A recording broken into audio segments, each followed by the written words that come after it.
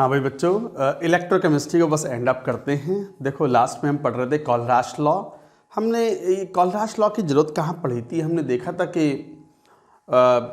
Strong electrolyte के लिए तो एक लीनियर वेरिएशन है मोलर कंडक्टिविटी का with square root of concentration. तो जैसे जैसे डाइल्यूट करते हैं मोलर कंडक्टिविटी बढ़ती है और स्ट्रेट लाइन है तो एक्स्ट्रापोलेट करके हम लिमिटिंग मोलर कंडक्टिविटी की एक्सपेरिमेंटल वैल्यू फाइंड आउट कर सकते हैं। ठीक है, वीक इलेक्ट्रोलाइट के लिए चूंकि लीनियर वेरिएशन नहीं है तो it is not possible to extrapolate the graph. तो हमें नहीं पता वो कहाँ जाके कट करेगा तो क्या वैल्यू होगी।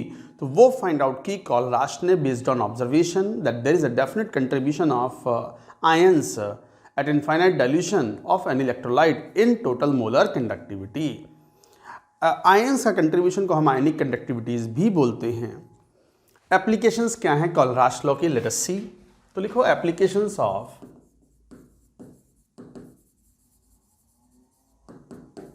कॉलराश law.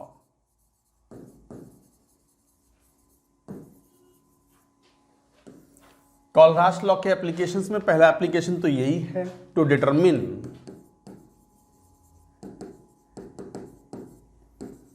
Lambda M naught of a weak electrolyte. किसी वीक एसिड या वीक इलेक्ट्रोलाइट का ये फाइंड आउट करना लैम्डा एम नॉट या lambda E Q not.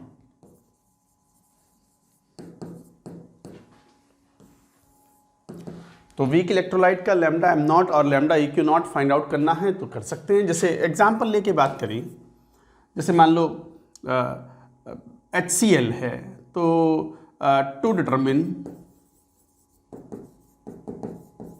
Lambda M naught of CH3COH और given lambda M naught HCl का, lambda M naught CH3CONA का, lambda am not NaCl का, ये दिए हुए हैं। अच्छा, ये तो हम एक्सपेरिमेंटली फाइंड आउट कर ही सकते हैं। HCl हो या सोडियम एसीटेट हो या सोडियम क्लोराइड हो, तीनों ही स्ट्रॉन्ग इलेक्ट्रोलाइट है और स्ट्रॉन्ग इलेक्ट्रोलाइट के लिए ग्राफ को एक्स्ट्रापोलेट करके हम लैम्डा एम नॉट की वैल्यू हमेशा फाइंड आउट कर सकते हैं। तो ये तो वैल्यू क्वेश्चन में मान लो दी हुई होंगी। अब पूछेंगे एसिडिक एसिड के लिए कितना होगा lambda am not. Of course infinite dilution पर, इनफाइनाइट डाइल्यूशन पर तो साफ दिखाई पड़ता है। कैसे कह सकते हो आप जब lambda M naught HCl is equal to the contribution of lambda m naught individual ionic conductivity of H plus and Cl minus. Similarly, lambda m naught of CH3CONA sodium acetate कैसे लिखोगे आप? lambda m naught of CH3CO minus plus lambda m naught of Na plus। ऐसी sodium chloride के लिए कैसे लिखोगे? lambda m naught of NaCl is equal to lambda m naught of Na plus and lambda m naught of Cl minus। ये तो मैं लिख ही सकता हूँ। अच्छा, ये तो स्ट्रॉन्ग इलेक्ट्रोलाइट हैं, इनके तो लिख ही सकते हैं। वीक इलेक्ट्रोलाइट के लिए भी हम इनफाइनाइट डाइल्यूशन पर ऐसा एक्सप्रेशन लिख सकते हैं। क्यों? क्योंकि इनफाइनाइट डाइल्यूशन पर क्या वीक इलेक्ट्रोलाइट क्या strong electrolyte all behave as strong electrolytes. कौन सा नियम? ओस्टवाल डाइल्यूशन लॉ, आयनिक पे पढ़ते हैं बेसिक्स में। हमें चाहिए lambda M naught of CH3COH। उसे मैं क्या लिख सकता हूँ? Lambda M naught of CH3CO minus and lambda M naught of H plus. यही तो चाहिए, lambda M naught of CH3CO minus and lambda M naught of H plus, यही चाहिए हमें। अब जरा देखना ये कहाँ से आए। ये वाली वैल्यू चाहिए एक तो, और H प्लस एक ये चाहिए। तो ठीक है, ये दोनों डेटा जोड़ लो। ये जोड़ोगे तो ये वैल्यूज जुड़ेंगी, जुड़ के आएंगी, बट ये फालतू आ जाएगा क्लोराइड आयन का आयनिक कंडक्टिविटी और सोडियम आयन का आयनिक कंडक्टिविटी। तो फिर ये घटा दो ना, तो घट जाएगा सोडियम आयन का आयनिक कंडक्टिविटी और क्लोराइड आयन का आयनिक कंडक्टिविटी। तो इसको मैं बड़ी आसानी से लिख सकता हूँ, that would be equal to what? Lambda M naught, given data में एडजस्ट करना होगा HCl plus lambda M naught of CH3CONA। इनको जोड़ने पर H प्लस का डेटा भी आ गया और एसीटेट आयन का डेटा भी आ गया जो कि चाहिए था हमें। साथ में CH3CONA है वो,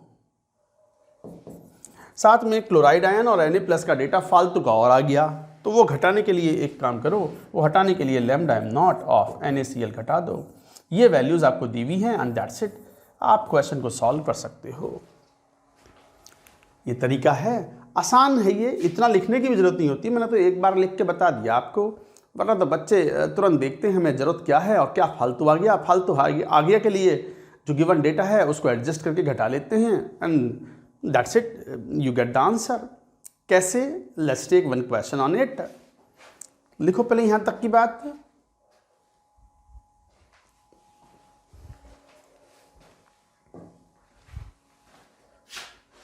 जैसे मान लो ये कह दें λm0 ऑफ अमोनियम क्लोराइड दिया हुआ है x, λm0 ऑफ मान लो बेरियम हाइड्रोक्साइड दिया हुआ है y।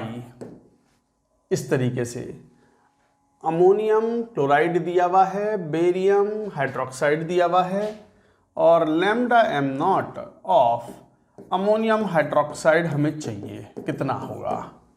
अच्छा, अमोनियम हाइड्रोक्साइड में अमोनियम आयन का डेटा आ गया और साथ में λm0 ऑफ बेरियम क्लोराइड भी दिया हुआ है, ये दिया हुआ है Z। बस इतना सा सवाल है। नॉट लगा हुआ है तो इनफाइनाइट डाइल्यूशन मेंटेन्ड है। बताओ आंसर एक्स वाई जेड के टर्म्स में आपका आंसर क्या होगा? अमोनियम क्लोराइड का डेटा, बेरियम हाइड्रोक्साइड का डेटा, बेरियम क्लोराइड का डेटा दिया हुआ है, अमोनियम हाइड्रोक्साइड चाहिए तो बताओ कैसे आएगा answer? Do it.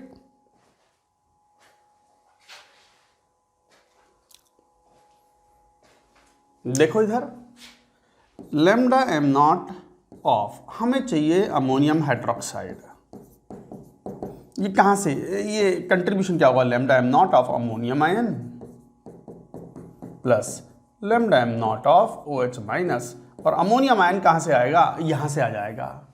OH minus कहाँ से आएगा? वो यहाँ से आ जाएगा, मगर डबल आएगा, आधा कर देंगे तो ठीक है। अमोनियम आयन का डेटा तो ये X ले लिया, फालतू में क्लोराइड आयन और आ गया एक, चलो घटा देंगे, और हमें OH माइनस चाहिए। यहाँ से तो 2 OH माइनस का डेटा आएगा λm0, हमें एक का चाहिए तो y/2 ले लो।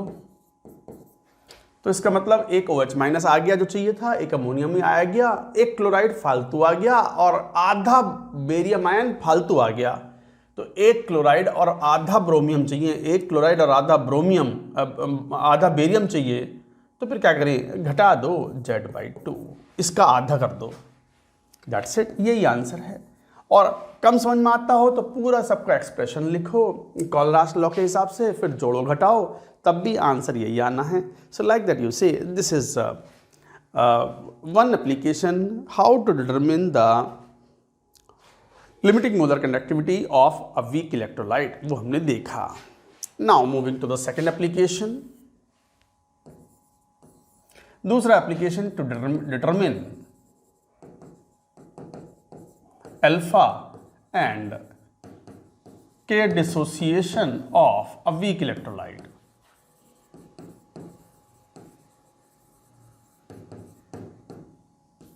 किसी वीक इलेक्ट्रोलाइट का के डिसोसिएशन और उसका अल्फा कैसे डिटरमिन करें। तो जरा देखना के डिसोसिएशन और अल्फा कैसे फाइंड आउट करें वीक इलेक्ट्रोलाइट का। तो वीक इलेक्ट्रोलाइट में जैसे मान लो कोई वीक एसिड ले लो, चलो एक्वस सॉल्यूशन में वीक एसिड टूटता है तो देता है H+ एक्वस एंड A-। हर वीक एसिड का अपनी एक कंसंट्रेशन होती है C00, C1- alpha, C alpha, where alpha is the degree of dissociation of the weak electrolyte. और के डिसोसिएशन आप कैसे लिखते हो? के डिसोसिएशन को यहाँ Ka लिख देते हो, एसिड के लिए Ka और बेस के लिए Kb। तो K किसके बराबर हो गया? C⁴/1 - alpha. ये इक्वेशन नंबर 1 हो गई, बड़ी वेल नोन इक्वेशन होती है ये, आप समझते हो। अब अल्फा की वैल्यू कैसे फाइंड आउट करें? ध्यान दो, अल्फा जो होता है किसी वीक इलेक्ट्रोलाइट का, वो मोलर कंडक्टिविटी को मेजर करके आता है λm eight a given concentration upon λm0। किसके लिए?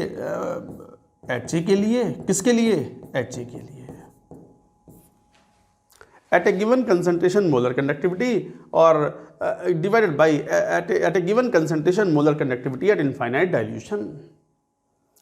ऑब्वियसली इसको ऐसे भी लिख सकते हो कि molar conductivity at a given concentration जो है वो एक तरीके से alpha is proportional to molar conductivity. Molar conductivity जितनी ज़्यादा होगी अल्फा उतना बढ़ेगा, और जब मोलर कंडक्टिविटी की वैल्यू मैक्सिमम वैल्यू हो जाए, ये लिमिटिंग मोलर कंडक्टिविटी, तो अल्फा कितना हो गया 1।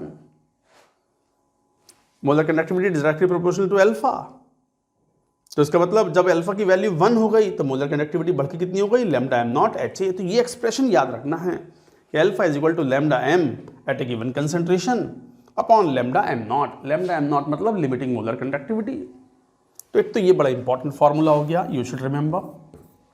तो फिर यहाँ से के डिसोसिएशन या के किसके बराबर हो गया C into alpha square. Alpha मतलब लैम्डा एम का square upon lambda M naught का square upon 1 minus lambda M upon lambda M naught.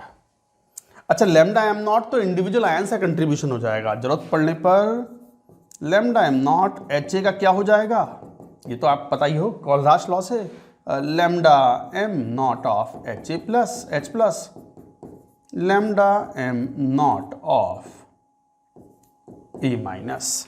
तो एच प्लस और ए माइनस के लिए इस तरीके से कैलकुलेट करेंगे, ये वैल्यू हो जाएगी। और लैम्डा एम की वैल्यू तो हम क्वेश्चन में कोई ना कोई डेटा दिया हुआ होगा, वो कैलकुलेट कर लेंगे। लैम्डा एम अगर चाहिए मान लो एच ए का, नॉट नहीं लगा रहे अब कंसंट्रेशन पे, तो वो तो फॉर्मूला पता ही है ना, के इंटू 1000 अपॉन कंसंट्रेशन, पता है ना। और के की वैल्यू क्या लिखते हो 1 upon R into L upon A, cell constant. गुणा भाग करोगे, सवाल को सॉल्व करोगे तो क्वेश्चन आसानी से सॉल्व हो जाते हैं, कोई विशेष बात नहीं है। तो एक्सप्रेशन ये जरूर याद रखें, alpha is equal to lambda M upon lambda M naught. Simple शब्दों में और alpha is equal to lambda M upon lambda M naught. आ गई बात समझ में। तो ये बड़ा यूज़फुल एप्लीकेशन है, क्वेश्चन पूछे जाते हैं जेई मेन में, खासकर क्वेश्चन आते हैं इसके ऊपर, आसान होते हैं ना। जेई मेन 30 क्वेश्चन आते हैं, 25 आपको सॉल्व करने होते हैं जेई मेन में। 25 में से 20 क्वेश्चन ऐसे होते हैं जो बच्चों को बहुत ज़्यादा दिमाग लगाना नहीं पड़ता, उनको फैमिलियर होते हैं। 5 में थोड़ा सोचना पड़ता है, एक आध में अटकते हो आप, कुछ ना कुछ तो वो करेंगे ही ना जहाँ डिफ्रेंशिएशन कर सके, वरना सारे बच्चों के अगर 100 परसेंटाइल आ जाएंगे तो फिर वो डिफ्रेंशिएट कैसे करेंगे, डिफ्रेंशिएटिंग सॉल्वेंट कैसे बनेगा, लेवलिंग ना हो जाएगा, लेवलिंग सॉल्वेंट। समझ रहे हो ना मैं क्या बोल रहा हूँ। चलो एक सवाल सॉल्व करते हैं, लेट्स टेक वन क्वेश्चन।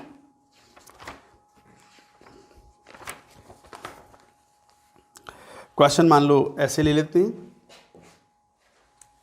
जैसे क्वेश्चन ये बोल दे कि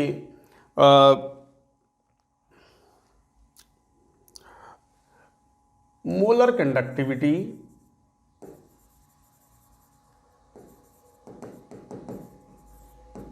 of 0.1 m CS3COH aqueous is कुछ दी हुई है value 5 Simon centimetre square mole -1। Find K of acetic acid if lambda M naught of H plus दिया हुआ है कुछ 250 और lambda M naught of CS3CO minus दिया हुआ है कुछ 150 साइमन सेंटीमीटर स्क्वायर मोल -1। बस इतना सवाल है भाई, के की वैल्यू फाइंड आउट करो। अब आप ही करो, इसमें तो क्या क्वेश्चन, एकदम आसान सा क्वेश्चन है, अभी समझाया था, do it.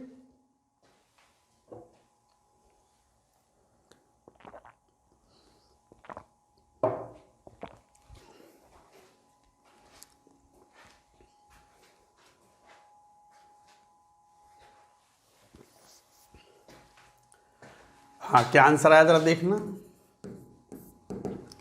Molar conductivity of 0.1 m CS3COH aqueous is 5 centimetre. तो एक तरीके से लैम्डा m दिया हुआ है 0.1 m एसिडिक एसिड का, कितना 5 साइमन सेंटीमीटर स्क्वायर मोल -1।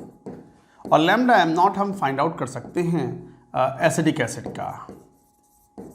कैसे, इनफाइनाइट डाइल्यूशन पे तो वो इंडिविजुअल आयन से कंट्रीब्यूशन होता है, आप जानते हो, इसे ही तो बोलते हैं हम कॉलराश लॉ, और एसीटेट आयन की वैल्यू दी हुई 150 और H प्लस के मोल आयनिक कंडक्टिविटी दी है 250,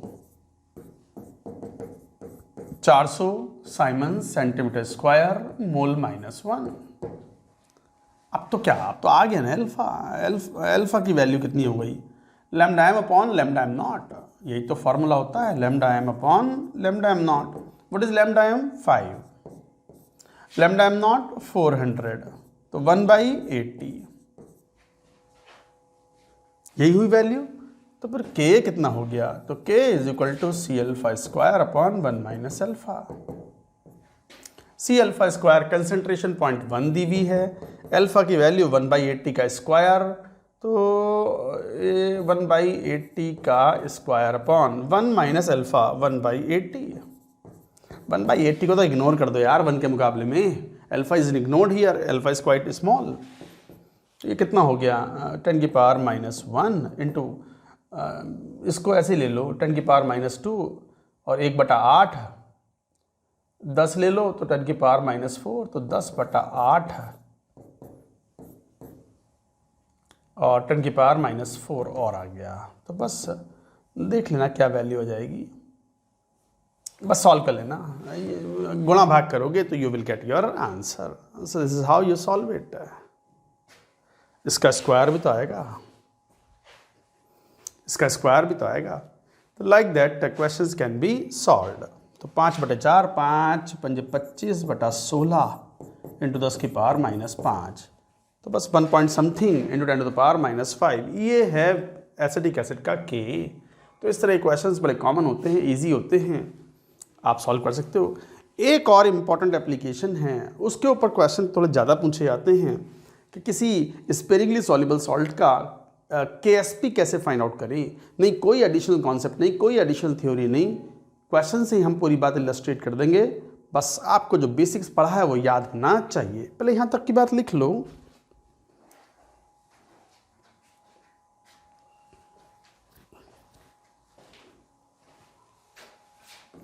Third application is to determine KSP of a sparingly soluble salt.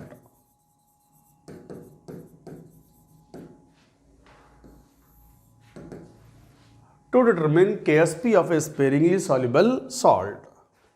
नहीं कोई एडिशनल कॉन्सेप्ट नहीं है, आप बस एक डेटा लिखो क्वेश्चन का, सॉल्व करके आंसर बतलाओ क्या होगा। क्या है क्वेश्चन? क्वेश्चन में दिया हुआ है कि conductivity of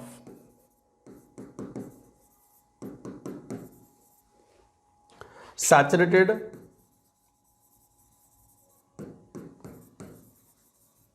solution of BaSO4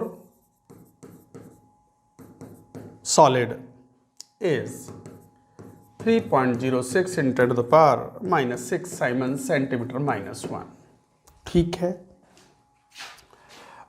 lambda am not equivalent conductivity, lambda EQ not, बल्कि शब्दों में लिखो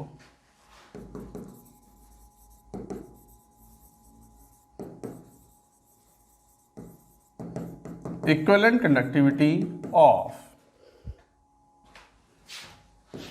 barium sulfate solution at infinite dilution is 150 Simon centimeter square EQ -1। ठीक है। if conductivity K of water is 6 × 10 to the power -8 Simon centimeter -1, find KSP of barium sulfate। करो भाई question को solve, important question और mark कर लो इसको, कोई नया कॉन्सेप्ट नहीं चाहिए। करें सॉल्व क्वेश्चन को, गेट द आंसर।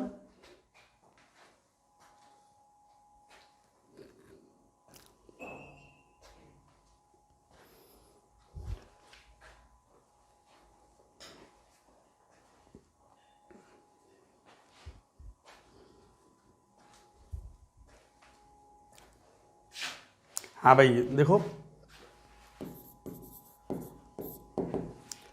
क्या कंडक्टिविटी K दिया हुआ है, तो K of barium sulphate solution दिया हुआ है और वाटर की कंडक्टिविटी भी बहुत थोड़ी है बट दी हुई है, तो फिर बेरियम सल्फेट का कंट्रीब्यूशन कितना हुआ?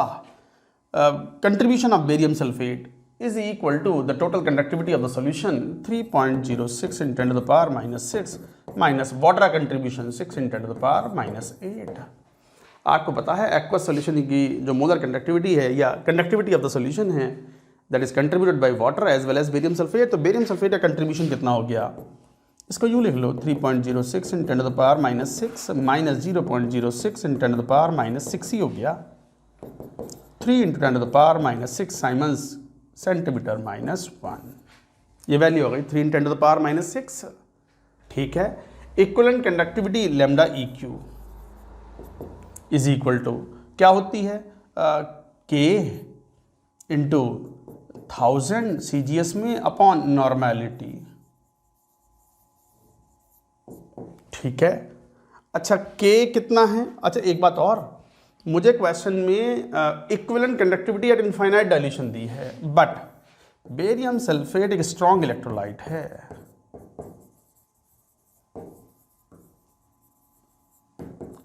बेरियम सल्फेट एक स्ट्रॉन्ग इलेक्ट्रोलाइट है। कई बार बच्चों को इसमें कन्फ्यूजन रहता है, सर ये तो बहुत ही कम घुलता है, बहुत कम कंसंट्रेशन है, तभी तो ये पूरा टूटेगा, Ostwald dilution law. Barium sulphate की सॉल्युबिलिटी बहुत कम है, बहुत कम कंसंट्रेशन है और very low concentration, whatever be the electrolyte will behave as a strong electrolyte. तो all the sparingly soluble salt in water act as a strong electrolyte. जितना घुल गया उतना टूट गया, जितना घुल गया उतना टूट गया, तो ये स्ट्रॉन्ग इलेक्ट्रोलाइट की तरह बिहेव करता है। तो ऐसे केसेस में हम lambda m is equal to lambda m naught we can assume. तो फिर क्वेश्चन में बस दिया हुआ है, यहाँ पर हम लैम्डा EQ नॉट और लैम्डा EQ को बराबर ले लेंगे, कितना? 150 CGS यूनिट में K की value 3 × 10⁻⁻6 into 1000 upon normality 2 × molarity. 2 क्या है? Valency factor. Normality is equal to valency factor into molarity. यहाँ से सॉल्युबिलिटी आ गई, ये मोलरिटी क्या है? सॉल्युबिलिटी तो है, सॉल्युबिलिटी ऑफ द सॉल्ट, मतलब किस कंसंट्रेशन में घुला वो, तो यहाँ से आ जाएगी वैल्यू S निकालोगे तो 3 × 10⁻³ रह गया और अपॉन 150 गुणा 300 3 × 10⁻², यही हुआ 3 × 10⁻²। 3 से 3 कैंसिल और 10⁻⁻5m हो गया, तो KSP कितना हो गया? S² 10⁻⁻5। दैट्स इट, यही आंसर है, 10⁻⁻10। दैट्स इट, यही आंसर है। Such a wonderful question, important question, you should be careful about. तो कई इंपॉर्टेंट बातें थी यहाँ पर जो हमने कही कि स्पेरिंगली सॉल्युबल सॉल्ट को स्ट्रॉन्ग इलेक्ट्रोलाइट बोला, और साथ ही साथ ये भी बोला कि ऐसे केस में molar conductivity at infinite dilution is equal to molar conductivity at a given concentration, क्योंकि स्ट्रॉन्ग इलेक्ट्रोलाइट के लिए variation is not very sharp, variation काफ़ी कम होता है, इस कारण से हम ये बात कह पाते हैं। तो ये थे बच्चों applications of Kohlrausch law. DP sheet में इनफ क्वेश्चंस रहेंगे, उनको सॉल्व करें, और ये इंपॉर्टेंट है जेईई मेन में भी, एडवांस में भी, और बच्चे का 12th क्लास का एग्ज़ाम लिखते हैं बोर्ड एग्ज़ाम, तो बोर्ड एग्ज़ाम में भी इस तरह के क्वेश्चंस तो आते हैं। ये था कोलराश लॉ। अब बात करेंगे एक बहुत ही important conductometric titration. Conductometric titration के ऊपर आजकल जेईई मेन जेईई एडवांस दोनों में ही रिसेंटली क्वेश्चन थोड़े ज़्यादा आ रहे हैं आजकल। तो क्या है कंडक्टोमेट्रिक टाइट्रेशन, पहले यहाँ तक की बात नोट करेंगे।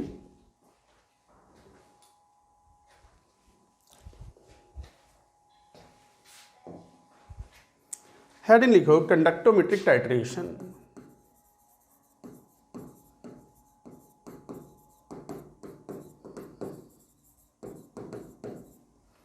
वेरी इंपॉर्टेंट, चाहे वो जेईई मेन हो चाहे वो जेईई एडवांस्ड हो। कंडक्टोमेट्रिक टाइट्रेशन का बेसिस यही होता है कि इस बार टाइट्रेशन तो देखो मतलब to determine the concentration of the solution, but titration यहाँ पर पीएच मेजरमेंट करके नहीं कर रहे हैं हम यहाँ पर इंडिकेटर वगैरह इस्तेमाल नहीं कर रहे। ये वो वाला टाइट्रेशन नहीं है जो आयनिक में पढ़ रहे थे, यहाँ पर कंडक्टेंस मेजर करके हम टाइट्रेट करते हैं। तो during the process of titration का तो पर्पज़ वही है कि कोई टाइट्रेंट मिलाएंगे in the solution of analyte, और फिर कंडक्टेंस मेजर करेंगे। जहाँ पर एक शार्प वेरिएशन आएगा, इक्विवेलेंस पॉइंट आएगा, बस वहाँ पर हमें मालूम कराना है। पर्पस क्या है? To find out the equivalence point. Equivalence point indicator तो क्या है, कलर चेंज कर देता है तो वहाँ से मालूम पड़ जाता है, बट यहाँ कोई इंडिकेटर इस्तेमाल नहीं। यहाँ तो हम कंडक्टेंस मेजर कर रहे हैं एक्सपेरिमेंटली, रेजिस्टेंस मेजर करके, और तब ग्राफ ड्रॉ करके हम फाइंड आउट कर रहे हैं कि कौन सा इक्विवेलेंस पॉइंट होगा और हम एक अननोन कंसंट्रेशन को फाइंड आउट कर पाएंगे। तो कंडक्टोमेट्रिक टाइट्रेशन में basis of conductometric titration is that conductance changes during the process of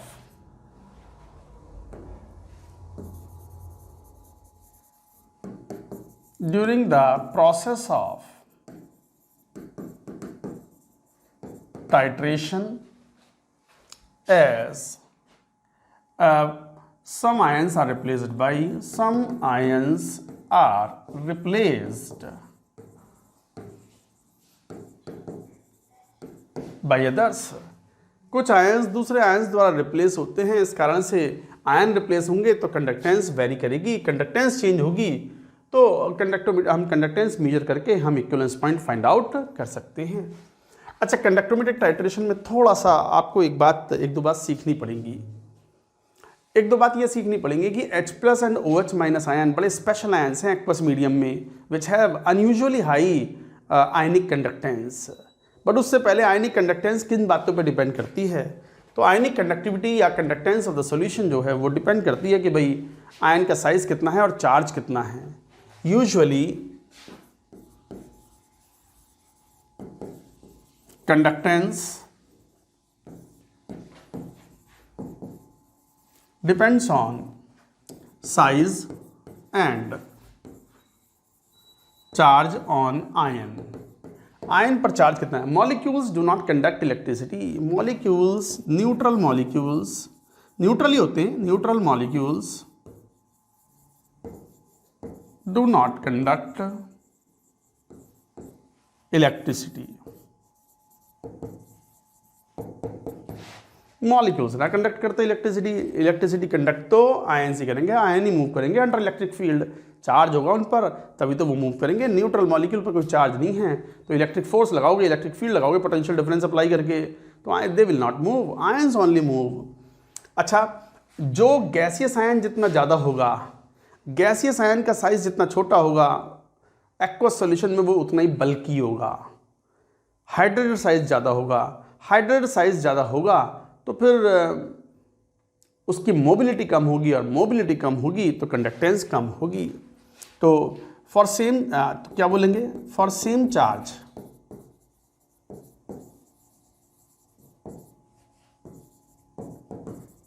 अगर सेम हो तो साइज ऑफ गैसियस आयन जितना छोटा कम, size of the gaseous ion अगर कम होगा तो साइज ऑफ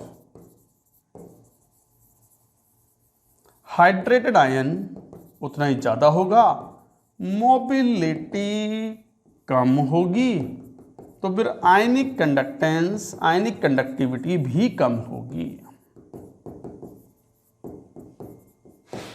देखो चेन ऑफ थॉट्स बना दिए मैंने।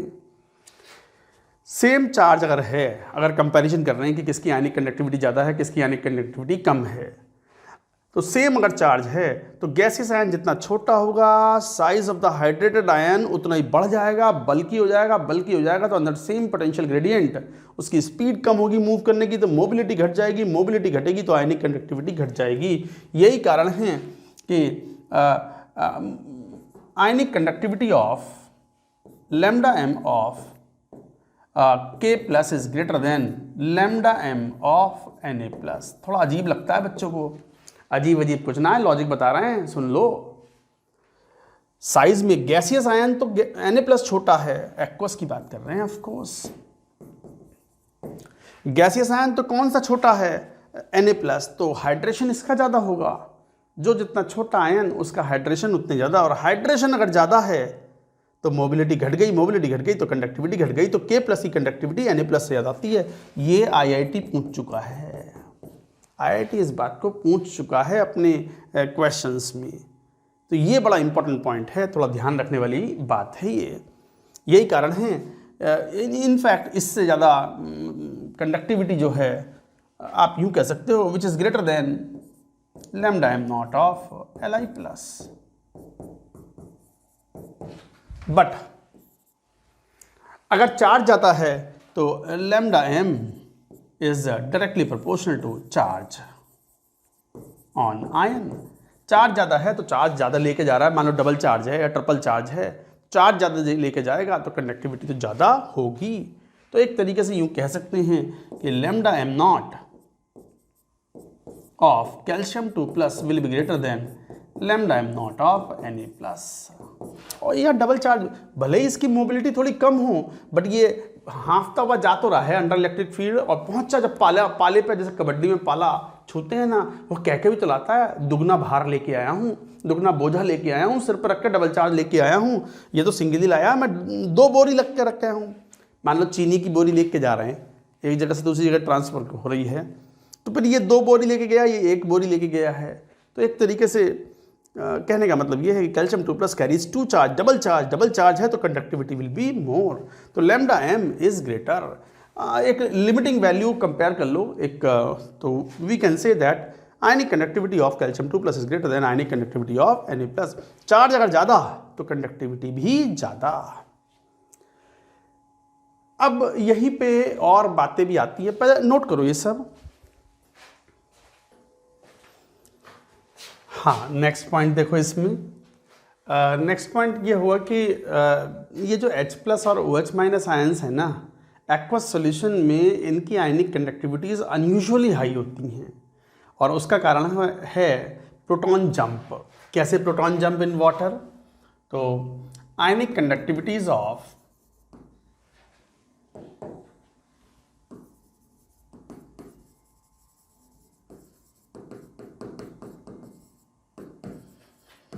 H+ and OH- in aqueous solution are unusually high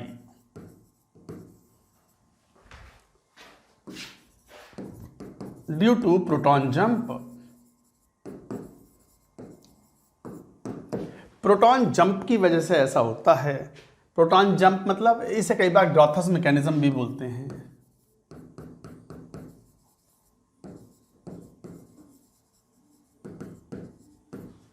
ग्रॉथस mechanism. तो ionic conductivities of H+ and OH- are unusually high, बहुत ज़्यादा हाई होती है।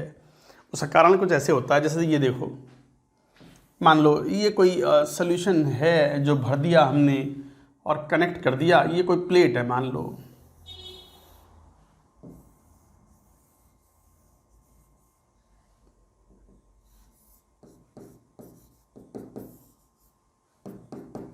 नेगेटिवली चार्ज प्लेट, और ये सॉल्यूशन भरा हुआ है।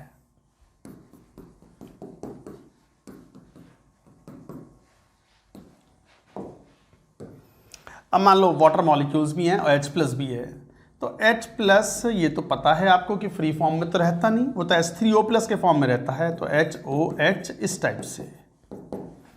और वाटर में मान लो ये नेगेटिवली चार्ज प्लेट है, नेगेटिव, ये पॉजिटिवली चार्ज प्लेट है, पॉजिटिव टर्मिनल से कनेक्टेड है बैटरी के। तो आयंस तो मूव करेंगे। मान लो अब ये H3O+ है, तो वाटर तो मॉलिक्यूल है ही जहाँ तहाँ, तो क्या करेगा प्रोटॉन जो है वो ये खुद नहीं जाएगा। अब मान लो सोडियम आयन सॉल्यूशन है एक्वस एंड, तो सोडियम आयन तो क्या होगा, अगर इलेक्ट्रिक फील्ड अप्लाई कर दोगे तो under electrical force sodium ion positively charge है, नेगेटिवली चार्ज प्लेट की तरफ मूव करेगा, खुद ही जाएगा, रास्ता बनाता हुआ कैसे भी करके पहुंचेगा और कहेगा हाँ मैं आ गया। दौड़ता भागता जाएगा, टकराएगा, डायरेक्शन चेंज होगी, सॉल्वेंट के मॉलिक्यूल से टकराएगा, कोलिजन्स होंगे, फिर भी रास्ता बनाता हुआ कैसे ना कैसे करके अपनी रेस्पेक्टिव प्लेट पर पहुंचेगा और कंडक्टेंस दर्ज करवाएगा।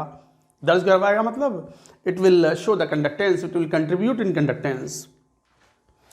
ये H3O+ खुद ना जाता, प्रोटॉन जंप कर जाता है from one water molecule to another. यहाँ से प्रोटॉन फिर किसी और मॉलिक्यूल पर जंप करता है, तो प्रोटॉन एक मॉलिक्यूल से दूसरे पर जंप करते हुए बड़ी फास्ट, बहुत quickly it jumps from one place to another and reaches to the respective electrode.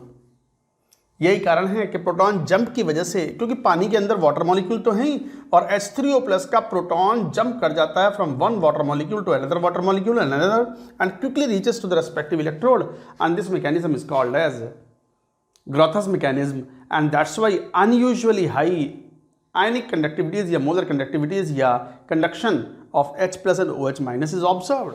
तो ionic conductivity of H+ is nearly 7 times of ionic conductivity of Na+.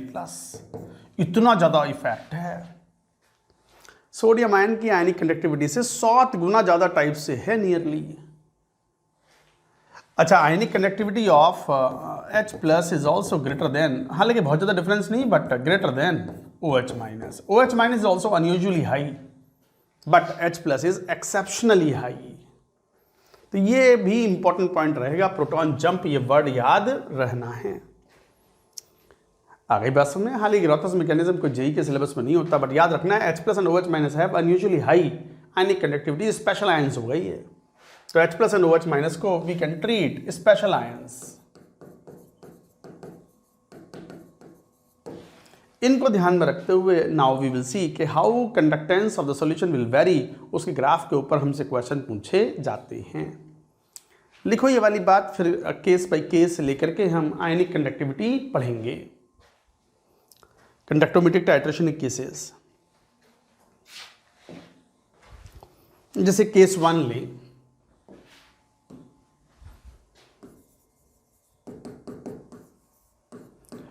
Titration of strong acid versus strong base.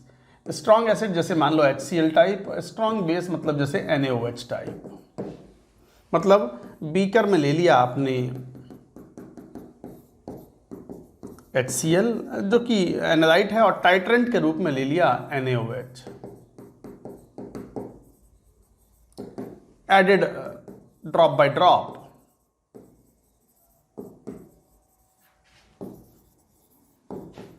with the help of burette।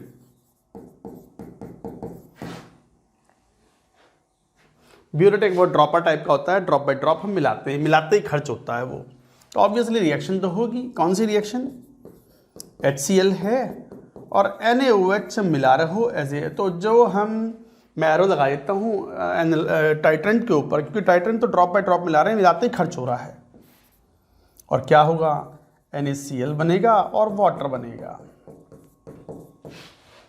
Water does not contribute in conductivity much, क्योंकि water का effect तो negligible होता है। Water बहुत ही weak electrolyte है, उसका degree of ionisation, self ionisation is extremely low.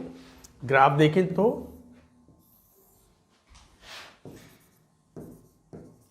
Lambda m versus volume of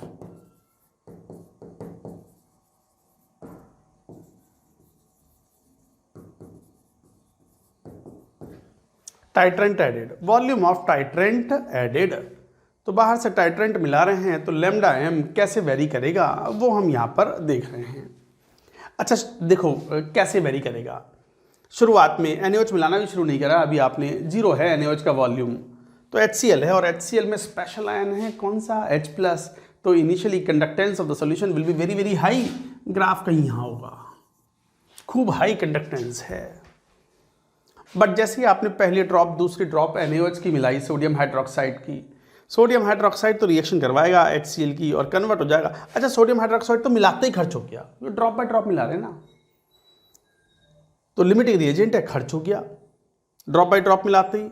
but उसने HCl को खर्च करवाया, प्रोडक्ट बनाया NaCl प्लस वाटर, वाटर कोई कंट्रीब्यूशन नहीं है। तो एक तरीके से HCl is replaced by NaCl। अच्छा क्लोराइड आयन पहले भी था, क्लोराइड आयन अब भी है, वो तो कोई प्रभाव नहीं हुआ। Ultimately H+ is replaced by Na+, और H+ की आयनिक कंडक्टिविटी Na+ से 7 गुना टाइप से ज़्यादा है। तो इसका मतलब ये हुआ कि H+ खत्म हो रहे हैं सोल्यूशन से और Na+ बनते चले जा रहे हैं, तो आयनिक कंडक्टेंस विल डिक्रीज। तो हमें नहीं पता, हमें तो एक्सपेरिमेंटल पॉइंट्स हमने ड्रॉ कर लिए। टाइट्रेशन के दौरान 10 ml मिलाया, 20 ml मिलाया, सॉल्यूशन को लिया, 10 ml मिलाने के बाद में उसका रेजिस्टेंस मेजर किया, हमने आयनिक कंडक्टिविटी या मोलर कंडक्टिविटी कैलकुलेट कर ली है। इस तरीके से घटती चली जाती हैं पॉइंट्स आगे एक्सपेरिमेंटली। अचानक से मोलर कंडक्टिविटी बढ़नी शुरू हो जाती है कुछ इस टाइप से। तो इसका मतलब अगर आप स्मूथली कनेक्ट करो इन ग्राफ को, तो ये जो पॉइंट आया, this is the equivalence point.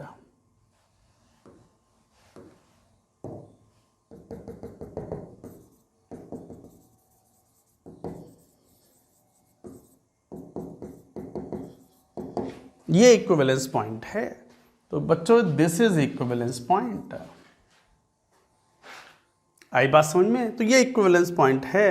क्यों घटी, क्यों कंडक्टेंस? अच्छा ये बढ़ी क्यों? बढ़ी शुरुआत में तो घटी इसलिए because H plus is replaced by Na plus, और ये इक्विवेलेंस पॉइंट आ गया होगा, अचानक से कंडक्टेंस बढ़नी शुरू हो गई। इसका मतलब HCl खत्म हो चुका है और NaCl ड्रॉप बाय ड्रॉप मिला रहे हो। इंडिकेटर ना यूज कर ले, हमें कोई कलर चेंज ना मालूम पड़ रहा है इस बार। हम तो बस कंडक्टेंस मेजर करके ग्राफ ड्रॉ कर रहे हैं, वहां से देखेंगे कि कहाँ पर ग्राफ डिसरप्ट हुआ है, कहाँ पर ग्राफ का एब्रप्ट चेंज है इन द स्लोप, वही हमें बताएगा कि क्या इक्विवेलेंस पॉइंट कब आया। अब NaOH ड्रॉप बाय ड्रॉप मिला रहे थे, वो ऐड होना शुरू हो गया। It has no one to react with, accumulate होना शुरू हो गया NaOH। NaOH में स्पेशल आयन है, कौन सा? OH minus. Conductance sharply increases, तो ये conductance decreases, H plus is replaced by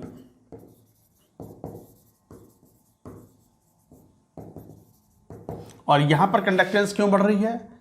OH minus accumulates. इस तरीके से आप कहते हो। तो ये है ग्राफ और लॉ ऑफ इक्विवेलेंस पॉइंट आ गया, मालूम पड़ गया कितने वॉल्यूम पर NaOH पर रिएक्शन कंप्लीट हो गई। And accordingly you can apply N1V1 is equal to N2V2 and you can find out the concentration of the required solution. ये था केस 1। चलो वीक एसिड लें तो ग्राफ कैसा होगा, लेट अस सी। ड्रॉ करो इसको।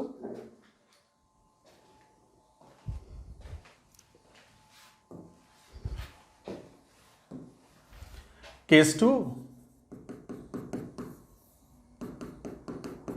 Titration of weak acid versus strong base. Weak acid मतलब जैसे एसिडिक एसिड ले लो और टाइट्रेंट के रूप में ले लो NaOH, तो रिएक्शन तो क्या होगी? CH3 COH plus NaOH।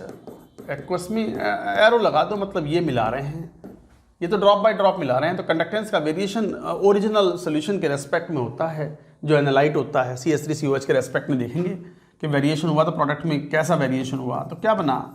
CH3CO Na aqueous plus H2O। Let us see how the graph look like. Molar conductivity versus volume of titrant। Titrant वापस इस बार NaOH ले रहे हैं। अच्छा देखो यहाँ पर शुरुआत में जब कुछ भी नहीं है तो कंडक्टेंस मतलब सॉल्यूशन में कौन पड़ा हुआ है, टाइट्रेशन शुरू भी नहीं हुआ, एसिडिक एसिड है, तो कंडक्टेंस थोड़ा कम होगी इस बार, क्योंकि एसिडिक एसिड एक वीक इलेक्ट्रोलाइट है। तो सर वीक इलेक्ट्रोलाइट है, मॉलिक्यूल है, टूटा हुआ नहीं होगा? नहीं टूटा, ऐसा नहीं है कि टूटा हुआ नहीं है, 2-4-5% तो टूटा हुआ होगा, तो फ्री H प्लस तो पड़े होंगे ना सॉल्यूशन में, तो उस फ्री H प्लस की वजह से कंडक्टेंस कुछ तो होगी। आपने पहली ड्रॉप NaOH मिलाई, तो पहली ड्रॉप ऑफ NaOH जब मिलाओगे तो NaOH के सामने दो स्पीशीज़ हैं जिनसे वो रिएक्ट कर सकता है। एक तो freely available H plus, sir वो कहाँ से आए?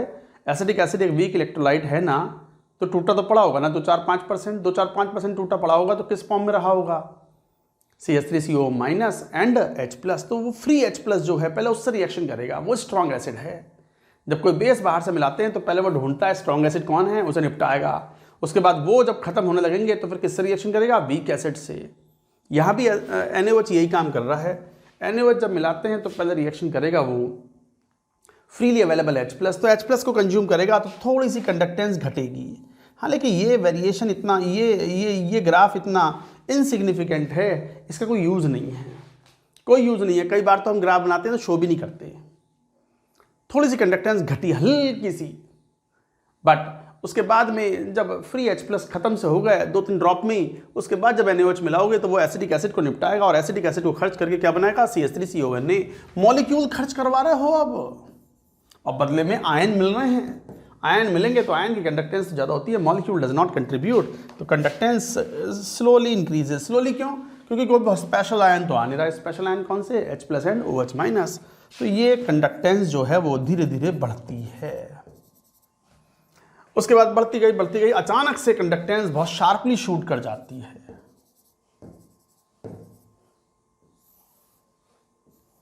तो जहां वो पॉइंट आता है वो पॉइंट इंडिकेट्स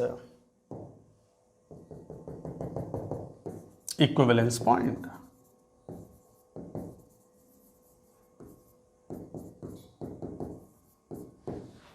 तो जहां पर वो कट हुआ, ये कट क्यों हुआ? तो ये क्यों? क्योंकि acetic acid replaced by CH3COH is replaced by ions. कौन से? CH3CO माइनस एंड कौन? Na plus. आयंस आ रहे हैं, आयंस बढ़ रहे हैं, मॉलिक्यूल्स को रिप्लेस करके आयंस आ रहे हैं, तो कंडक्टेंस थोड़ी सी बढ़ेगी ग्रेजुअली। अच्छा, ये वाला पोर्शन क्या है? Free H plus consumed. But ये पार्ट कोई सिग्निफिकेंट पार्ट नहीं है, इससे कुछ नहीं मालूम पड़ता। हमारे लिए इंपॉर्टेंट है इक्विवेलेंस पॉइंट। और शार्पली अचानक से कंडक्टेंस बढ़ जाती है, क्यों? क्योंकि OH माइनस एक्युमुलेट्स। भाई कभी तो खत्म हुआ होगा ना एसिडिक एसिड, जहां खत्म हो गया वही तो इक्विवेलेंस पॉइंट है। रिएक्शन कंप्लीट हुई बट हमें नहीं मालूम पड़ा, हमको इंडिकेटर थोड़ी इस्तेमाल कर रहे हैं जो कलर चेंज हो। हम तो बस कंडक्टेंस मेजर करते जा रहे हैं। NaOH एक्युमुलेट करते गए, फिर कंडक्टेंस बढ़नी शुरू हो गई, 3-4 बार देखा बढ़ गई, अरे तो बस वहीं रोक दिया। उसके बाद point of intersection of these two slopes will give you the equivalence point. तो ये इक्विवेलेंस पॉइंट आ गया। OH माइनस एक्युमुलेट हो रहे हैं because this is beyond the equivalence point. तो ये था titration of weak acid versus strong base. अच्छा, weak base versus strong acid also will be the similar kind of graph. Weak acid weak base का titration और देखते हैं, जो कि हम इनफैक्ट इंडिकेटर की मदद से भी परफॉर्म नहीं करा पाते थे। That also we will see. एक बार जरा ये करो, देखो।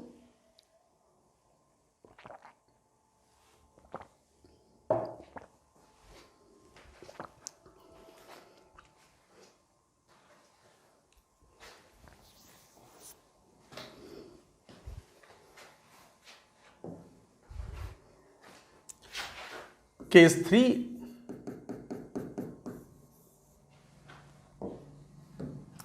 Titration of weak acid versus weak base. Weak acid जैसे मान लो CH3COH, वीक बेस मतलब जैसे NH4OH। मान लो ये है, बीकर में ले लिया हमने,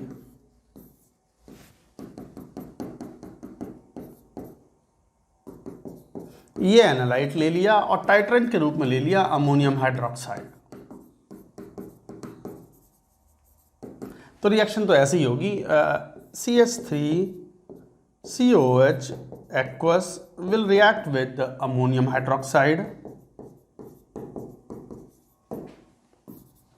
and CH3COO NH4 सॉल्ट बन गया aqueous प्लस वाटर, न्यूट्रलाइजेशन। तो ग्राफ देखे कैसा होगा।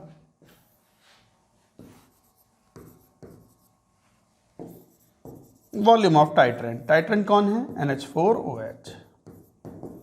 यही टाइट्रेशन कर्व है इस बार, ठीक है। अच्छा बताओ, शुरुआत में एट द बिगनिंग CH3COH भरा हुआ है तो कंडक्टेंस थोड़ी सी कम होगी, ठीक है। उसके बाद CH3COH भरा हुआ है, आपने NH4 की 1-2 ड्रॉप मिलानी शुरू की तो वो मॉलिक्यूल्स को खर्च करवाएगा। नहीं, थोड़ी सी फ्री आयंस तो पहले कंज्यूम होंगे, तो हल्का सा ये ग्राफ तो आएगा, छोटा सा। चाहो तो शो करो, चाहो तो मत करो, इनसिग्निफिकेंट पार्ट है ये, कोई यूज़ नहीं इसका। उसके बाद जो फ्री आयन तो H प्लस कंज्यूम हो गए, उसके बाद एसिडिक एसिड को कंज्यूम करके आयंस जनरेट होंगे, तो कंडक्टेंस स्लोली बढ़ेगी।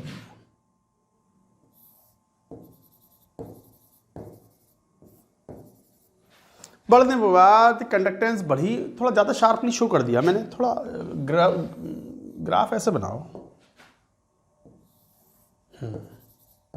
बहुत शार्पली नहीं बढ़ रही, कोई स्पेशल आयन तो आ नहीं रहा। आयंस आ रहे हैं तो कंडक्टेंस बढ़ी, बट जब इक्विवेलेंस पॉइंट पार कर गया होगा, ये भी खत्म हो गया, तो अमोनियम हाइड्रोक्साइड सॉल्यूशन में ऐड हो रहे हैं। और अमोनियम हाइड्रोक्साइड एक वीक इलेक्ट्रोलाइट है। वीक इलेक्ट्रोलाइट कंडक्टेंस को मार्जिनली बहुत हल्का फुल्का चेंज करता है, बढ़ाता है, नेग्लिजिबल, ऑलमोस्ट हॉरिजॉन्टल कर्व, तो अचानक से कंडक्टेंस बिकम्स ऑलमोस्ट कांस्टेंट। तो फिर एक ग्राफ में एक शार्प चेंज आया स्लोप का, तो यही इक्विवेलेंस पॉइंट है। सॉल्यूशन के अंदर यही इक्विवेलेंस पॉइंट है। ये क्यों बढ़ रही है? क्यों? Because CH3COH is replaced by ions. कौन से ions? Ammonium ion and CH3CO-। और ये लगभग कांस्टेंट हो गई, almost constant, as ammonium hydroxide beyond the equivalence point accumulates। Week electrolyte है, वीक इलेक्ट्रोलाइट एक्युमुलेट होगा तो कंडक्टेंस में कोई खास प्रभाव नहीं पड़ेगा।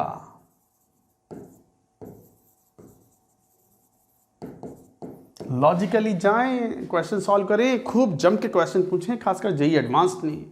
आप एक्सरसाइज 3 सॉल्व करोगे शीट की, तो वहाँ पार्ट 2 के अंदर जो जेई एडवांस्ड इक्वेशन है, you will find many match the columns भी पूछे उन्होंने कि बताओ किस तरह ग्राफ वेरी करेगा, पहले बढ़ेगी फिर घटेगी फिर कांस्टेंट रहेगी, क्या होगा, कैसे होगा, all that. So this is the concept we study in conductometric titration. देखिए ध्यान दो, यही conductometric titration of the weak acid and weak bases we were not able to perform with the help of indicator। क्यों? क्योंकि buffer solution आता है near the equivalence point, before the equivalence point, beyond the equivalence point. That's why we were not able to do the titrate, but here we can do the titration with the help of conductometric titration. So conductometric titration is quite important for JEE point of view and is a very important method to find out the concentration of a solution. तो बच्चों ये था conductometric titration. This is over. Chapter virtually comes to an end. एक आध चीज और भी है, जैसे एक चीज हम डिफाइन करते हैं आयनिक मोबिलिटी। आयनिक मोबिलिटी का मतलब क्या होता है? आयनिक मोबिलिटी का मतलब कितना मोबाइल है ion under unit potential gradient. The speed of the ion is called ionic mobility. उसका एक फार्मूला होता है, फिर एक ट्रांसपोर्ट नंबर होता है, वो सब भी डिफाइन कर लेते हैं। हालांकि उसके ऊपर क्वेश्चन हमने कभी जेई में देखा नहीं, बट लिखने कोई बड़ी बात नहीं है। फिर लास्ट में थोड़ा सा बात करेंगे सेल्स एंड बैटरीज में, खासकर lead storage battery and fuel cell. आजकल फ्यूल सेल तो बड़े फैशन में आ रहे हैं। हुंडई ने भी एक हाइड्रोजन फ्यूल सेल के ऊपर कार लॉन्च की है। मुझे मॉडल तो याद नहीं है, कुछ बहुत महंगी सी है, बहुत ज़्यादा टाइप से 60-70 लाख रुपए टाइप से कुछ कार। तो फ्यूल सेल होते भी हैं, बहुत महंगे होते हैं, रॉकेट्स में उनका मेनली यूज़ होता है। बट फ्यूचर तो यही है, क्लीन फ्यूल तो यही है। हाइड्रोजन अगर फ्यूल है और ऑक्सीडाइज़र हम ऑक्सीजन ले रहे हैं तो उसका प्रोडक्ट वाटर बना, तो वाटर नॉन पॉल्यूटेंट है, तो वो एक ग्रीन फ्यूल भी है। तो that is the future of automobiles. खैर, तो कहने का मतलब फ्यूल सेल और वो भी हम बात करेंगे। ये तो यहाँ फिनिश हो गया। थोड़ा सा बात कर लें वो एक दो बचे हुए term like ionic mobility and transport number. लिखो यहाँ तक की बात।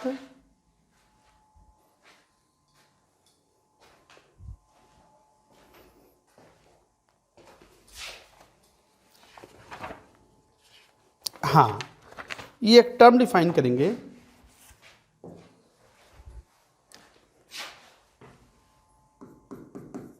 हालांकि आयनिक मोबिलिटी शब्द अभी आया भी था। आयनिक मोबिलिटी नाम से मालूम पड़ रहा है आयंस के लिए डिफाइन होगा।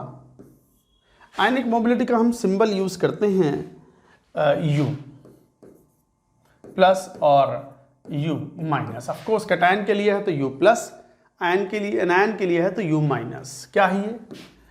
इट इज द स्पीड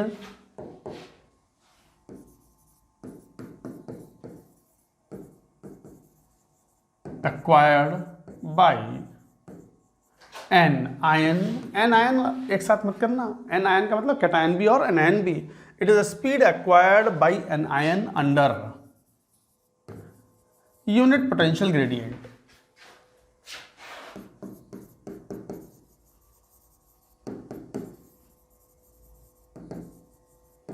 तो तो under unit potential gradient it is the speed acquired bye ion. इसका फॉर्मूला भी होता है आयनिक मोबिलिटी का, आयनिक मोबिलिटी U प्लस, जैसे कैटायन है तो वेलोसिटी ऑफ कैटायन ये V plus upon V by D, जहां पर V प्लस क्या है, स्पीड ऑफ कैटायन सेंटीमीटर पर सेकेंड या मीटर पर सेकेंड में जो भी ले रहे हैं। V बाई डी क्या है, पोटेंशियल यूनिट पोटेंशियल ग्रेडियंट, या V is the voltage applied, and D is the separation between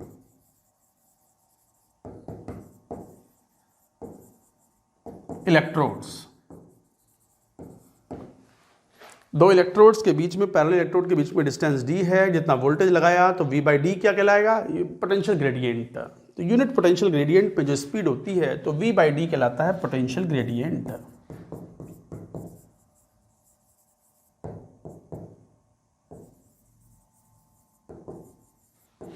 तो इस तरीके से हम डिफाइन करते हैं। तो it is the speed acquired by an ion under unit potential gradient. अच्छा, इसके फॉर्मूले में थोड़ा सा एक बात की और याद रखें, U प्लस का एक यूनिवर्सल फॉर्मूला होता है V plus upon V by D, या फिर आयनिक कंडक्टिविटी के टर्म्स में lambda plus upon Z plus into Faraday's constant.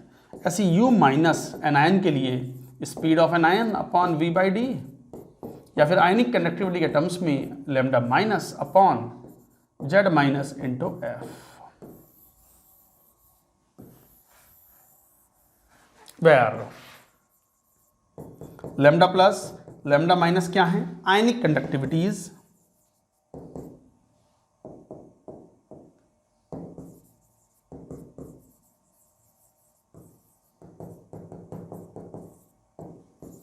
Of cation anion.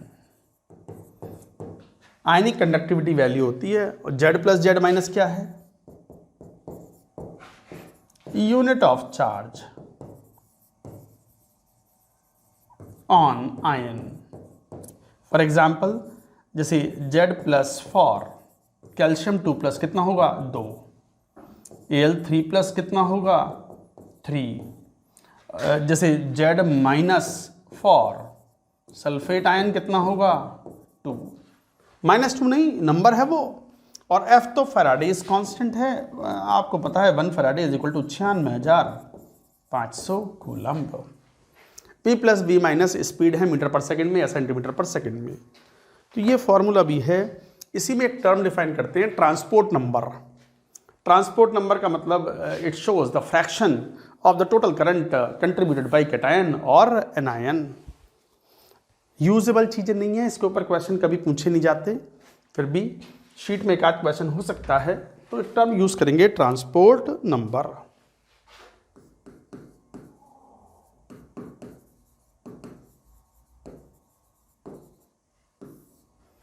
Transport number T क्या है ये, it is the fraction of total current carried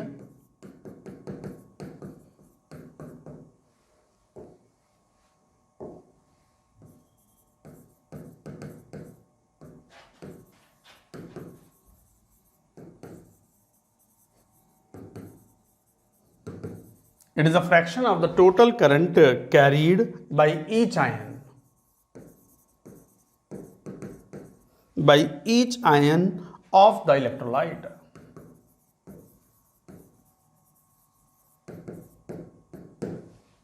जैसे T plus transport number of the cation is equal to U plus upon U plus plus U minus. Transport number of anion is equal to U minus upon U plus plus U minus.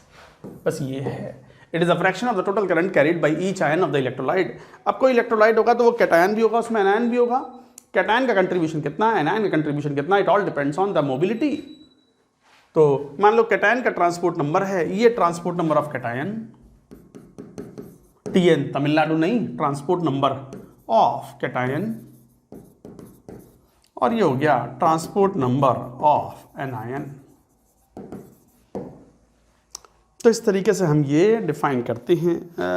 लिख लो। अब important बात आती है एक sales and batteries में, very very important, वो NCERT से भी पढ़ सकते हैं, बट दो इंपॉर्टेंट होते हैं जेई पॉइंट ऑफ व्यू से, और वो हैं lead storage battery and fuel cell. चलो भाई बच्चों, बात करते हैं सेल्स एंड बैटरीज की। सेल्स एंड बैटरीज में various type of cells and batteries होते हैं। एक होते हैं प्राइमरी सेल, एक होते हैं सेकेंडरी सेल। प्राइमरी सेल वो होते हैं यूज़ एंड थ्रो वाले, एक बार बस उनको डिस्चार्ज किया आपने, उनका यूज़ किया, उनसे इलेक्ट्रिकल एनर्जी विड्रॉ की और बस ख़राब हो गए। जैसे वो टॉर्च में डालने वाले सेल, सिंपल वाले, वो जो 4-5 रुपए का सेल आता है, पेंसिल सेल आता है, वो वाले सेल, वो तो यूज़ एंड थ्रो होते हैं। हालांकि उसमें वो वाले भी आते हैं, सेकेंडरी सेल भी आते हैं, मल्टीपल चार्ज वाले, वो पैनासोनिक के या सोनी के आते हैं, जो वॉकमैन में आप यूज़ करते हो, कई महीने चल जाते हैं। वो गाने सुन लिए, डिस्चार्ज हो गए, तो फिर दोबारा से चार्जिंग में लगा दिया, चार्जर होता है उनका एक, उसमें लगा दिया, तो वो कहलाते हैं सेकेंडरी सेल। और सेकेंडरी बैटरीज, सेल्स और बैटरीज में कोई शब्द में कोई अंतर नहीं है, सेल्स और बैटरीज सेम वर्ड हैं। सेल एक सिंगल गैल्वेनिक अरेंजमेंट को बोलते हैं, और बैटरी जो है वो many cells connected in series को हम बैटरी बोल देते हैं। इसी में सेकेंडरी बैटरीज में एक बहुत इंपॉर्टेंट केस है, वो है लेड स्टोरेज बैटरी। तो लिखो लेड स्टोरेज बैटरी, हेडिंग लिखो लेड स्टोरेज बैटरी।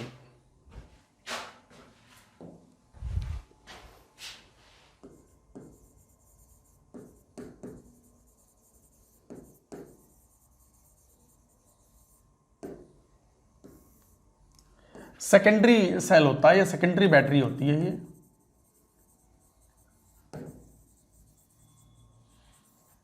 बैटरी और रिचार्जेबल टाइप बैटरी। तो लेड स्टोरेज बैटरी, कई बार इसे लेड स्टोरेज एक्यूमुलेटर भी बोलते हैं।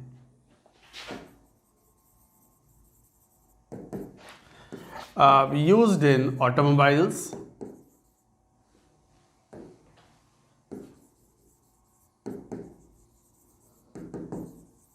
And power backup.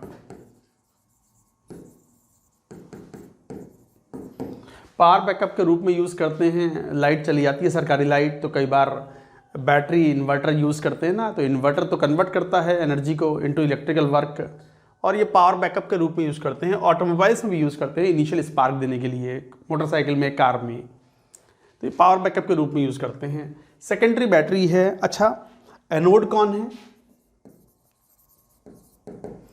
Anode is lead. Cathode कौन है? Cathode is lead coated with PbO2, lead coated with lead oxide, PbO2। Electrolyte कौन है?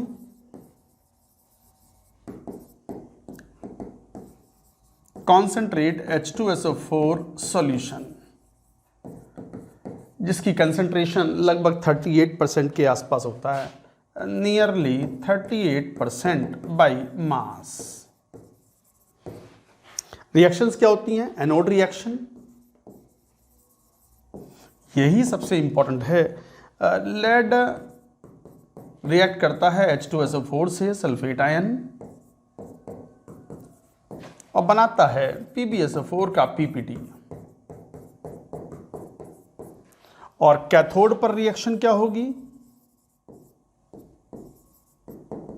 PbO2 रिएक्ट करता है 4H plus and 2SO4 2 minus, SO4 2 minus,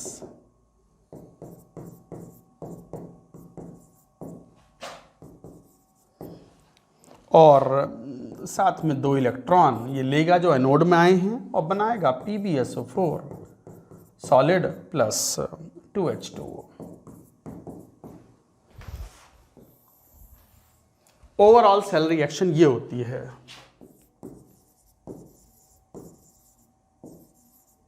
क्या? Pb solid plus PbO2 solid plus, effectively अगर ध्यान से देखोगे तो 4H प्लस है और 2 सल्फेट आयन जुड़ेंगे, तो 4H प्लस और 2 सल्फेट आयन मतलब 2H2SO4। इलेक्ट्रॉन से इलेक्ट्रॉन कैंसिल आउट हो गए, 2PbSO4।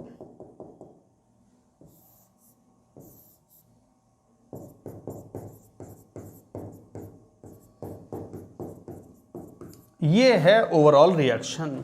अच्छा, यहां थोड़ा ध्यान देना, हमने रिवर्सिबल साइन क्यों, रिवर्सिबल साइन नहीं, रिवर्सिबल साइन का मतलब, ये कहने का मतलब ये है कि ये रिचार्जेबल टाइप का है। अगर डिस्चार्जिंग कर रहे हैं,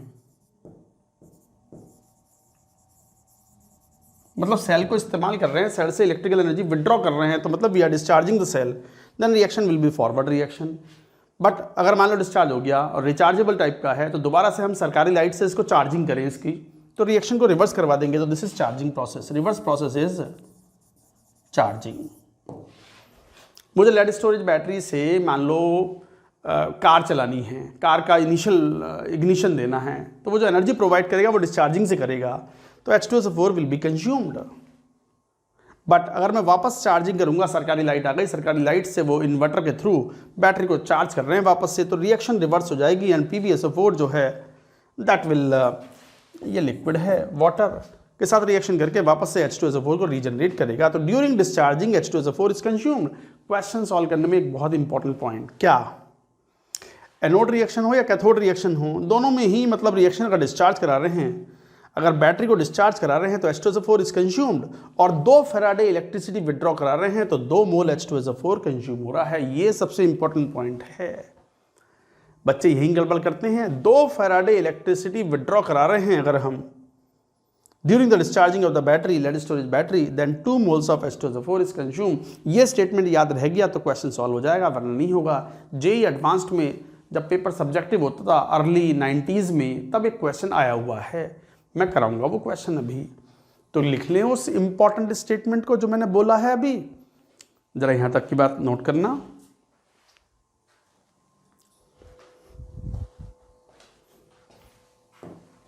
तो क्या बोल रहे हैं ऐसे नोट करके, this is a very important point.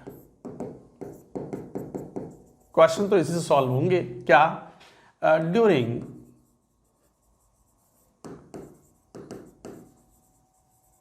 discharging of lead storage battery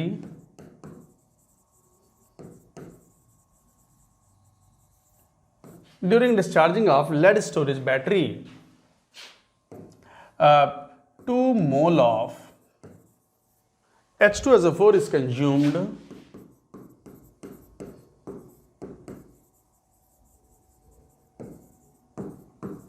for every 2 Faraday of electricity withdrawn। मतलब 2 मोल H2SO4 कंज्यूम होगा for every 2 Faraday of electricity withdrawn. इसका मतलब 1 फैराडे इलेक्ट्रिसिटी विड्रॉ करने के लिए 1 मोल H2SO4 कंज्यूम होगा, और 1 फैराडे और 1 मोल H2SO4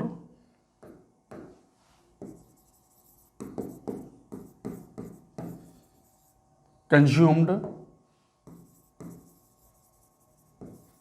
for 1 Faraday of electricity withdrawn।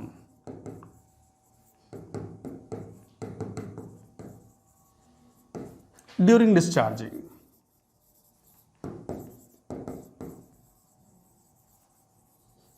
Of battery. हालांकि उल्टा भी बोल सकते हो, चार्जिंग कर रहे हैं तो 1 फैराडे इलेक्ट्रिसिटी अगर बाहर से सप्लाई करोगे तो 1 mole of H2SO4 will B regenerated. इसके ऊपर एक क्वेश्चन है, क्वेश्चन ये IIT में पूछा हुआ है, पुराना ओल्ड क्वेश्चन है IIT एडवांस्ड का, अभी भी रेलेवेंट बढ़िया सवाल है।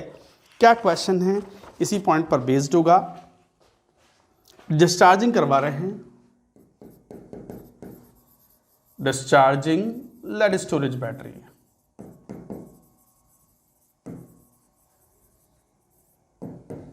अच्छा क्या डेंसिटी H2SO4 जो था उसकी डेंसिटी थी 1.3 ग्राम पर ml और 40% W/W वेट था, से कन्वर्ट हो गया H2SO4 फाइनली डेंसिटी 1.1 ग्राम पर ml और 20% W/W में कन्वर्टर हो गया ये। 1 लीटर H2SO4 solution है and volume is remaining constant during uses of the battery. Find number of ampere hours withdrawn from battery. बस इतना सा सवाल है, यही क्वेश्चन है आईआईटी का। लेड स्टोरेज बैटरी को डिस्चार्ज किया गया, 1 लीटर उसमें H2SO4 सॉल्यूशन है। H2SO4 इनिशियली डिस्चार्जिंग से पहले डेंसिटी 1.3 ग्राम पर ml, 40% W/W, घट करके रहेगी डेंसिटी 1.1 ग्राम पर ml and 20% W/W। Volume remains constant, ऐसे में मान लेते हैं क्वेश्चन में। तो find number of ampere hours withdrawn from the battery. कर लो क्वेश्चन को, आईआईटी का क्वेश्चन है, अच्छा सवाल है। Solve and get the answer.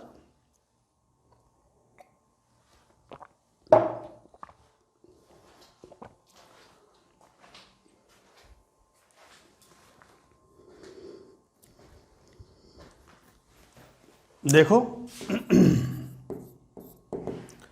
Discharging of the lead storage battery है, ये दिया हुआ है, जरा ध्यान दो। कितने, हमें तो ये पता है ना, जितने मोल्स H2SO4 करूंगे उतनी फैराडे इलेक्ट्रिसिटी विड्रॉ होगी। तो कितने faraday, number of Faraday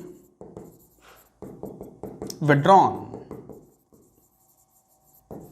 is equal to number of moles of, concept तो यही है ना, H2SO4 कंज्यूम्ड। तब देखना H2SO4 कितना कंज्यूम्ड। 1 लीटर है तो डेंसिटी इंटू वॉल्यूम, तो 1.3 डेंसिटी इंटू वॉल्यूम 1000 ml, ये मास ऑफ सॉल्यूशन आया। उसका 40% H2SO4 है इंटू 0.4, ये H2SO4 का mass upon 98। Simple mole concept है ये।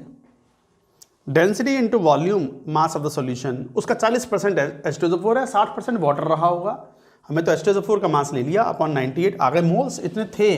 अभी कितने हैं, डेंसिटी 1.1, वॉल्यूम अभी भी वही 1000 ml इंटू 20% मतलब 0.2 अपॉन 98, इतने मोल थे, इतने हैं, दोनों का डिफरेंस खर्च हुआ, ये मोल्स खर्च हुए, तो बस इतने ही हो गए। नंबर ऑफ फैराडे आ गए, और नंबर ऑफ फैराडे कितने होते हैं, I into T upon 96,500। Number of Faraday क्या होते हैं, I इंटू टी, तो ये एम्पियर सेकेंड आ गया। तो नंबर ऑफ एम्पियर सेकेंड,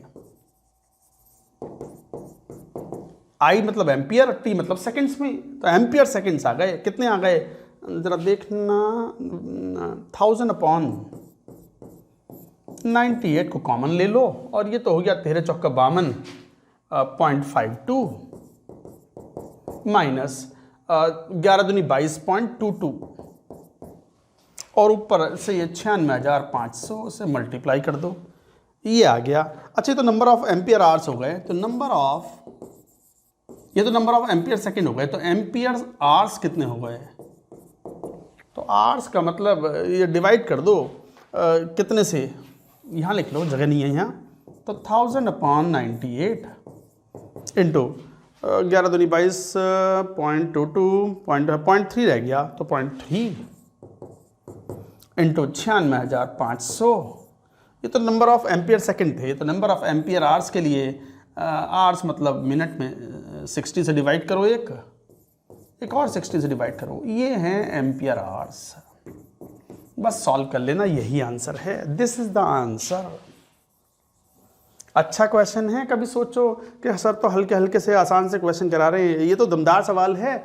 बच्चों को यही ना बात पता होती कि लेड स्टोरेज बैटरी में for every faraday of the electricity withdrawn 1 mole of H2SO4 will be consumed, और for during charging of the battery 1 faraday of the electricity supplied from the external source 1 mole of H2SO4 is regenerated.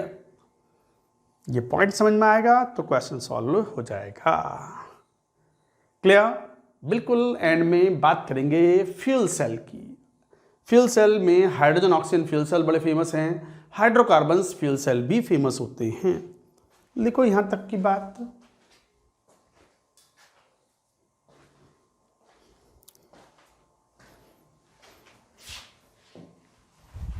Fuel cell,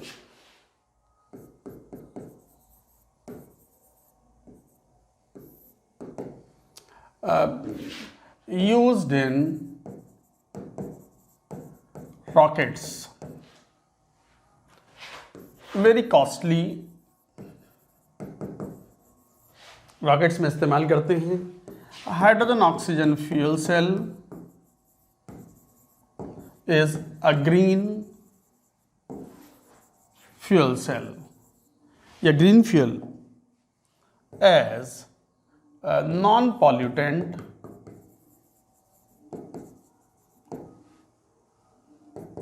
H2O product forms. तो non pollutant H2O product बनता है H2O2 fuel cell से। क्या कैसे work करता है fuel cell? Depending upon the pressure fuel cell का function होता है इसमें कुछ इस टाइप से। जैसे हाइड्रोजन ऑक्सीजन फ्यूल सेल की बात करें,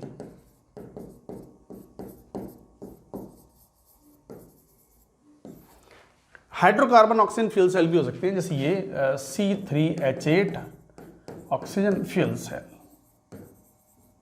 ये भी होते हैं। तो ये भी एग्जाम्पल हैं hydrocarbon oxygen fuel cell, hydrogen oxygen fuel cell, इस तरीके से।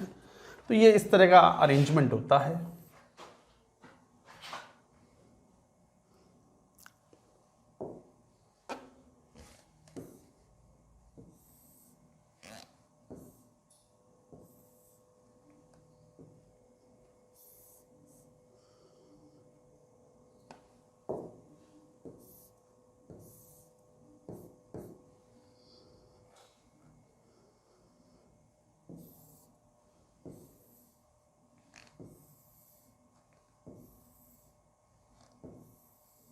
इस टाइप से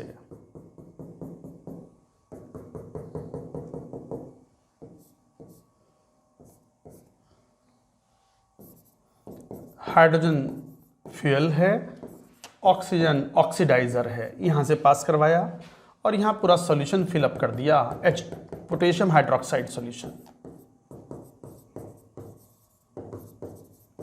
और ये गैस के रूप में लिया है। और ये पोरस इलेक्ट्रोड्स हैं, ग्रेफाइट इलेक्ट्रोड्स।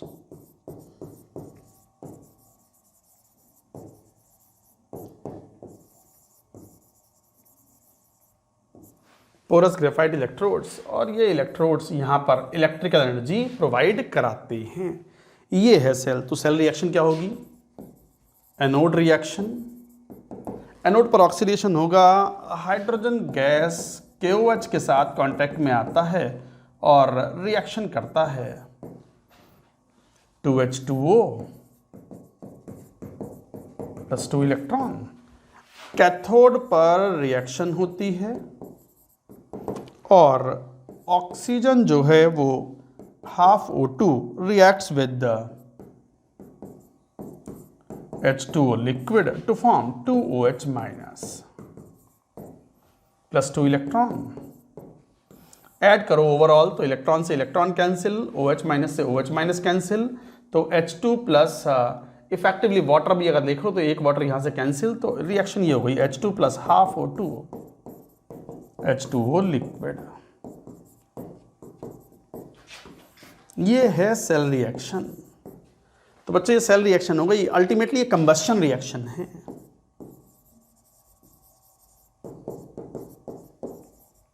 अल्टीमेटली ये कंबस्शन रिएक्शन है। कंबस्शन रिएक्शन है, फ्यूल का कंबस्शन करा दो ऑक्सीजन के साथ में, H2O is the end product. ये है cell reaction.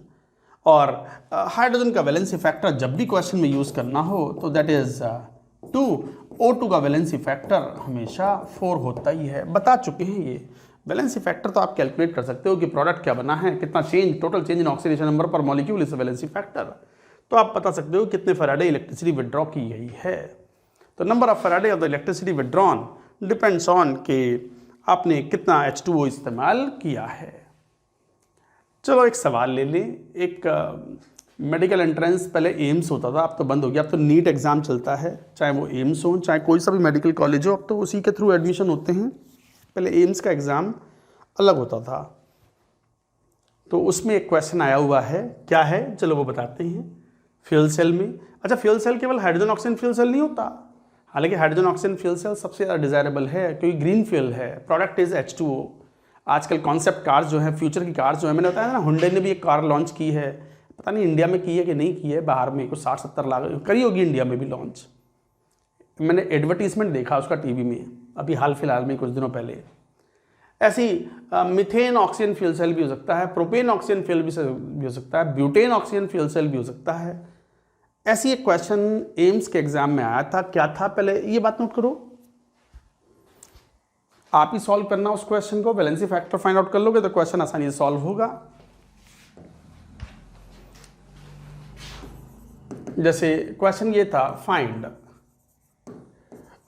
Mass of butane needed to withdraw 1 Faraday of electricity with 50% efficiency, 50% efficiency ही है, तो find mass of the butane needed to withdraw 1 Faraday of electricity with 50% efficiency using butane oxygen fuel cell। भाई इतना सवाल है, solve करो question को। मैंने कहा ना सर सेल रिएक्शन कैसे मालूम पड़ेगी, half cell reaction anode cathode की जरूरत ही नहीं है, ओवरऑल रिएक्शन लिखो और combustion reaction is the cell reaction. Combustion कराओ, कंबस्टन की रिएक्शन ही सेल रिएक्शन है, डू इट।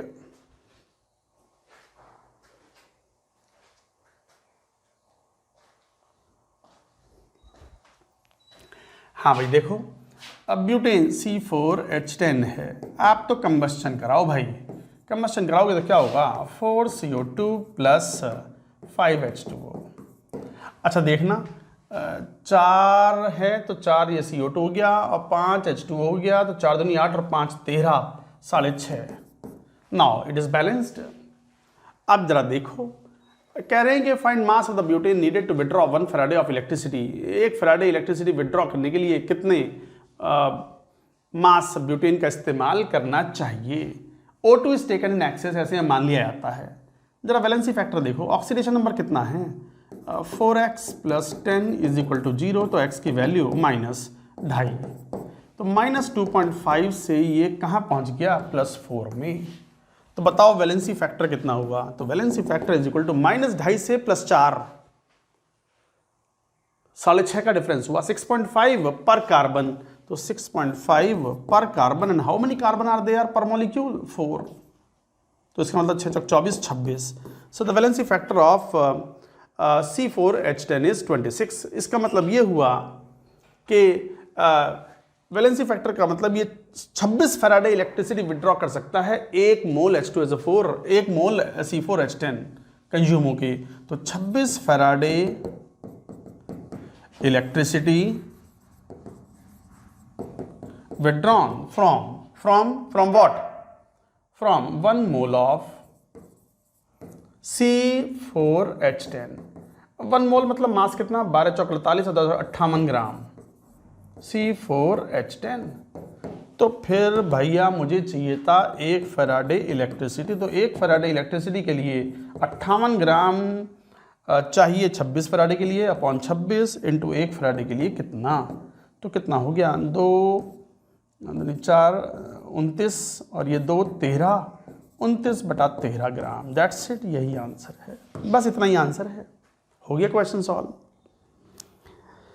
तो ये था बच्चों, chapter comes to an end, electrochemistry. Every question you can attempt, कोई सा भी क्वेश्चन आप सॉल्व कर सकते हो। एक बार एनसीईआरटी जरूर पढ़ लें, लास्ट में थोड़ा बहुत कोरोजन के बारे में लिखा हुआ होता है।